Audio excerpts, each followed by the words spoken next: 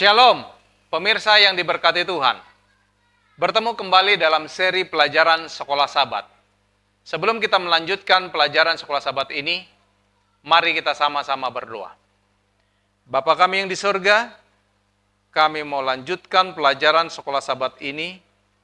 Biarlah kiranya kuasa Roh Kudus Tuhan yang membantu kami, menolong kami untuk memahami penjelasan yang disampaikan dalam bacaan pelajaran ini, sehingga itu boleh membuat kami lebih memahami akan rencana Tuhan, akan kegiatan Tuhan dalam penyelamatan umat-umat-Mu. Kuasa Roh Kudus Tuhan yang menyertai kami sepanjang kami mempelajari ini, agar kami boleh lebih didekatkan kepada Tuhan. Ampuni kami Tuhan dari segala dosa kesalahan kami. Kehendak-Mu yang terjadi dalam hidup kami berdoa melalui anak-Mu Yesus Kristus yang menjadi Tuhan dan Juru Selamat kami. Amin. Pelajaran Sekolah Sabat Kamis 4 Mei 2023 dengan judul Tahun 1844. Pada 490 tahun pertama nubuatan 2300 tahun telah ditetapkan khusus untuk bangsa Yahudi kuno dan kedatangan Mesias. Bagian terakhir dari 2300 tahun berkaitan dengan umat Allah, baik orang Yahudi maupun orang bukan Yahudi, bersama dengan pembersihan tempat kudus surgawi dan pada akhirnya kedatangan Kristus yang kedua. Pada tahun 490 tahun, bagian pertama diterapkan untuk kedatangan Mesias yang pertama yang berakhir pada tahun 34 Masehi. Mengurangi 490 tahun dari 2300 tahun menyisakan kita dengan 1810 tahun. Pada 1810 tahun bagian kedua diterapkan bagi umat Tuhan. Jika kita mulai pada tahun 34 Masehi dan kita menambahkan 1810 tahun, kita sampai pada tahun 1844 Masehi.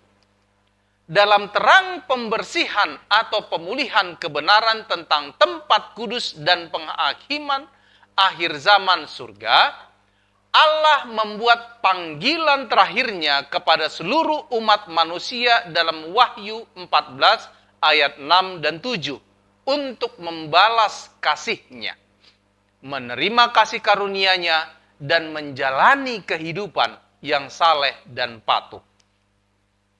Bacalah Imamat 16 ayat 16. Dengan demikian ia mengadakan pendamaian bagi tempat kudus itu karena segala kenajisan orang Israel dan karena segala pelanggaran mereka, apapun juga dosa mereka.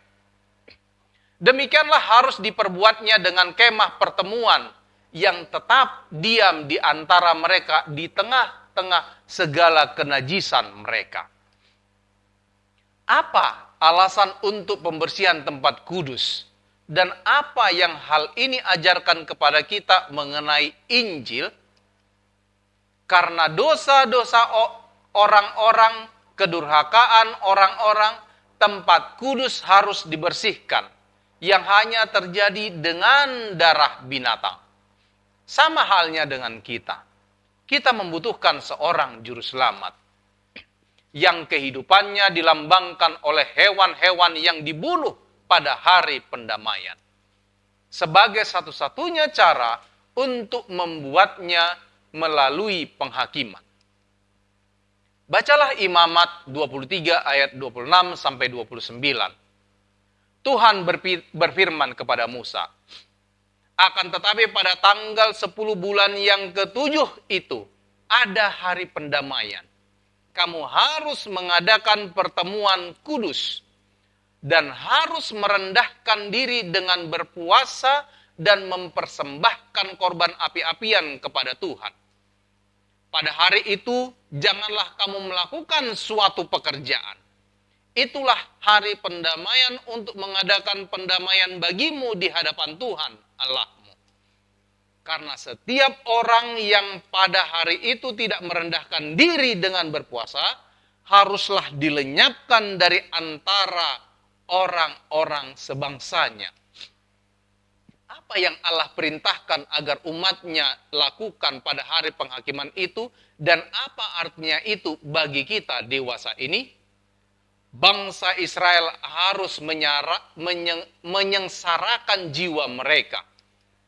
Ungkapan ini mengindikasikan bahwa mereka harus merendahkan hati mereka sendiri dan memeriksa hati mereka, mengakui dosa-dosa mereka, bertobat, dan meminta Allah untuk membersihkan mereka sewaktu imam besar sedang membersihkan tempat kudus duniawi. Pada pasal-pasal nubuatan dari Daniel 7-9 dan Wahyu 14, fokus utamanya pada panggilan mendesak pada waktu penghakiman agar bersiap. Sejak tahun 1844, kita telah hidup di waktu penghakiman dan pekabaran wahyu dari malaikat pertama memberitakan telah tiba saat penghakimannya. Terdapat dalam Wahyu 14 ayat 7. Kalau begitu, bagaimanakah kita hari ini mempengaruhi jiwa kita? Tuhan memberkati. Mari kita sama-sama berdoa. Bapa yang di sorga, terima kasih untuk bacaan pelajaran sekolah Sabat pada saat ini. Bantu kami Tuhan dengan kuasa Roh Kudus-Mu, agar kami boleh memahaminya dengan baik. Tuhan, ada banyak rahasia yang sampai saat ini masih sulit untuk kami mengerti. Tetapi kami yakin percaya rancangan Tuhan sedang Engkau nyatakan bagi kami. Dan Roh Kudus Tuhan siap untuk membantu kami dalam memahami semua hal itu, yang mana akan mengarahkan kami untuk semakin dekat kepada Tuhan, semakin mempersiapkan diri kami dalam menyambut kedatangan-Mu yang tidak akan lama lagi. Inilah doa permohonan kami Bapa. Ampuni kami dari segala dosa selain kami. Kami persembahkan doa permohonan kami ini hanya melalui anak-Mu Yesus Kristus yang menjadi Tuhan dan Juru Selamat kami. Amin.